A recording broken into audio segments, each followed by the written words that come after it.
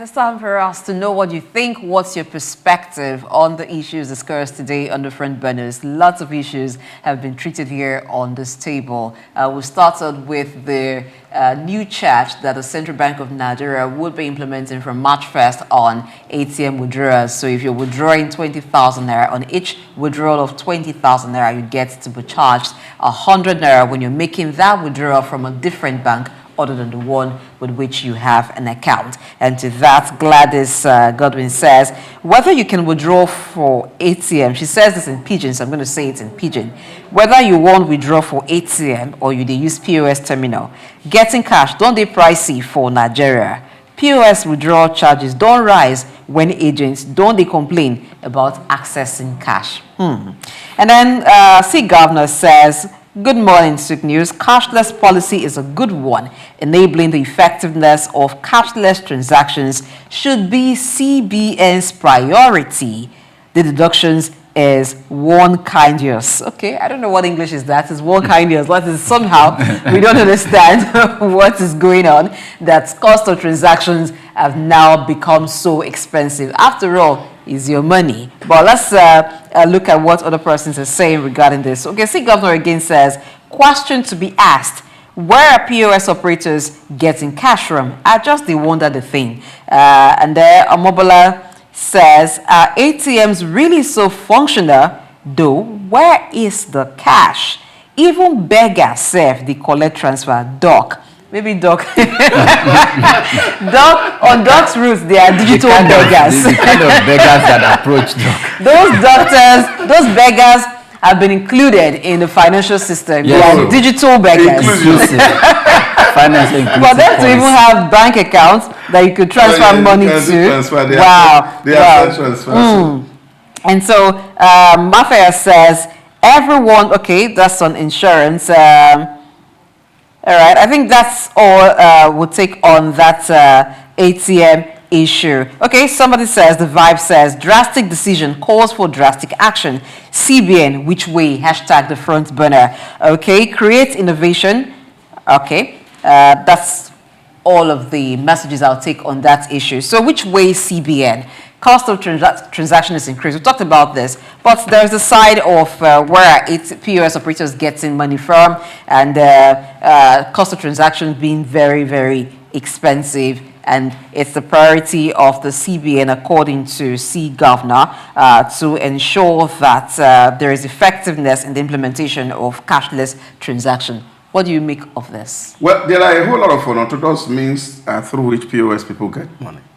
And Nigerians must be aware of this. And I have seen this in real time. You see them in motor parks. You see them in markets actually buying naira. Because for the people who are taking naira, especially conductors and the rest of it, or fuel attendants in the filling stations, so rather than go to the bank, not to go and stay in the bank, the POS people come and take the naira off them. Number one, they are taking a stress off them from going to the bank and the risk that's also involved in moving cash from one point to another. And so, as to answer the question as to where POS people get money, they buy. So for them, it's transaction. So they are buying, they are selling. So all of the naira may not be coming straight from the bank. And that's why you find a lot of them that are dirty that you need to straighten up. So that's one part of it. And that will continue to happen. And the reason why this is happening is because there is cash. Of course, we are a cash-driven economy. Everybody seems to want to have a handle on cash. But I think, most importantly, the role of CBN is to regulate and be able to see how cash is moving within the economy. Because that is the only way they can put measures in place to regulate the inflation that is on the rooftop. And what the CBN has done is that they have also given opportunity to multiple channels to operate.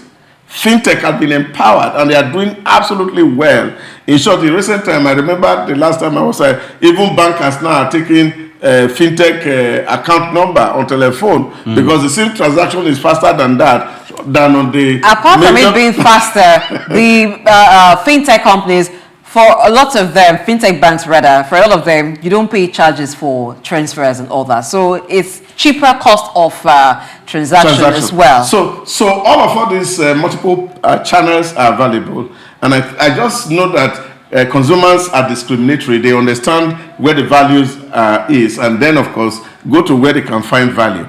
But that the money movement in circulation has to be controlled. I think it is the responsibility and obligatory on the CBN to ensure that they can cite where every naira is in this economy. Yes. This multiplicity of charges on transaction, whether you're paying, you're withdrawing cash, you're paying with the POS, you get to pay 50 naira for using the POS when you go to shops, and even account maintenance charges, a lot of charges when you're using the conventional bank.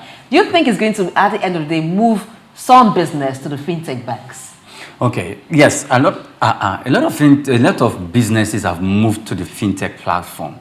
In fact, you'll be surprised that even when the government keeps making promises that look, we are going to shut them up, or when the bank, I'll call it the politics in the business and in the financial industry is taking place, people run down there.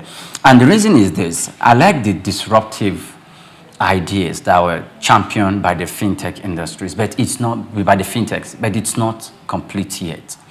It's not complete yet until they start to develop another disruptive technology that can facilitate the transfer of when you are taking the normal yellow black buses on the road in Lagos, that you can pay through a means whereby physical cash does not exchange hand. The woman who sells pepper in the market, yes, sometimes she accepts transfer, but not all the time, because she's telling you when she's going to the farm to buy, those in the farm, they don't want transfer. They're telling you, give me cash. Those are the people that they will need a specific kind of technology that will facilitate transactions that they will accept. That kind of transaction or that kind of technology should be extended to shoemakers, the cobblers who just fix, those who come cut your fingernails, the hairdressers. Okay, fine, those ones are even in the fintech arena.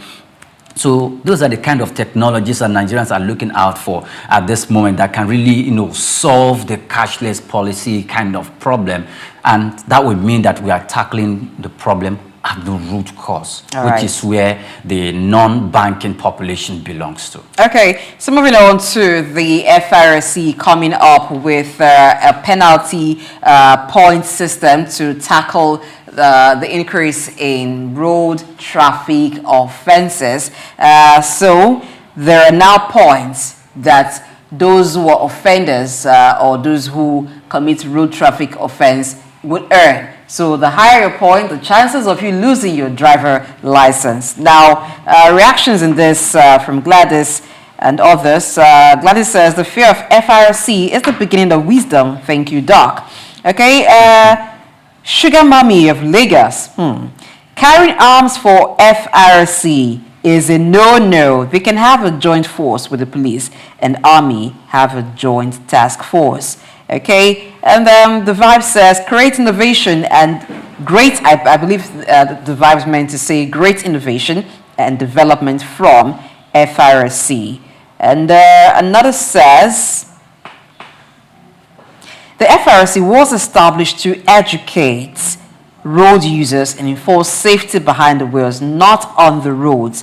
That is the duty of the police. Oh, so C. Governor thinks this is an overreach for the FRC. The narrative of arming FRC officials is certainly a no-no. Still another reaction from C. Governor. Doc, what do you think? Do you think it's an overreach? This is not within the purview of the FRC to begin to penalize people who are traffic offenders or even be armed?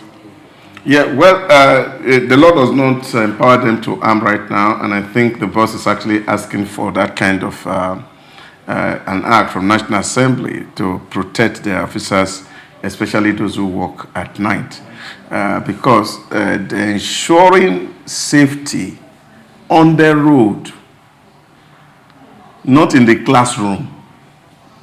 So the law empowered them to be on the highways, to ensure that motorists adhere to traffic rules. So the act that set up FRSC empowered them to be on the road and do a lot of enlightenment advocacy, and then also empowered them to serve consequences on offenders. And so to that extent, they are operating within the ambit of the law that empowered them. We know that police used to do traffic, but this work had become a kind of bothersome on the police. And that was why, at a certain point in our history, in the 1980s, the state decided to move that part of police responsibility to a new agency called FRSC. And I think they are operating within the ambit of their law. But the law has not permitted them right now to bear arms, and so they cannot bear arms. Okay. All right, to wrap up by saying that all hands need to be on deck for Nigeria to move forward. On this, the FRSC has the role to ensure that traffic offenders are curbed to the barest in Nigeria.